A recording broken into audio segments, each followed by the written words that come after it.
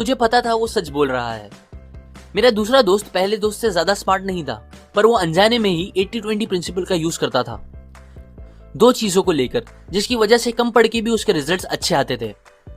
पहली चीज जिसमें वो 80-20 प्रिंसिपल यूज करता था वो ये था कि पढ़ना क्या क्या है।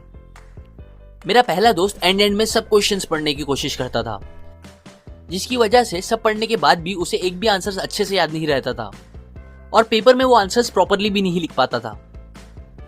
जबकि दूसरा दोस्त पिछले क्वेश्चन पेपर्स और टीचर्स से जो सबसे इंपॉर्टेंट क्वेश्चंस रहते थे वो पता कर लेता था, फिर उन्हें ही एकदम अच्छे से याद कर लेता था और उसके बाद दूसरे क्वेश्चंस पर फोकस करता था।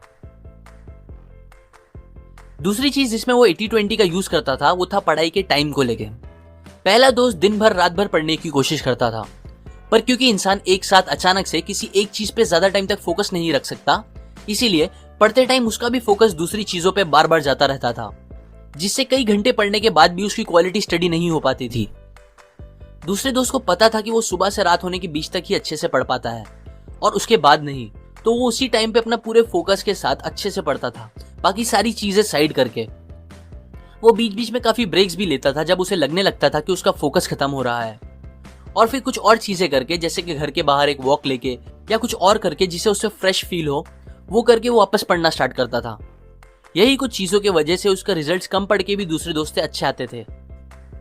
सो टू कंक्लूड दिस वीडियो, आपका काम यह है कि आप वो 20% सर्च करो अपने हर काम में और उसे एकदम अच्छे से करो। ये करने से आपको आधे टाइम में डबल रिजल्ट्स मिलने लगेंगे और आधा टाइम फ्री भी मिलेगा, जिसे आप दूसरी इंपॉर्टेंट चीजों के लिए यूज कर सकते हो।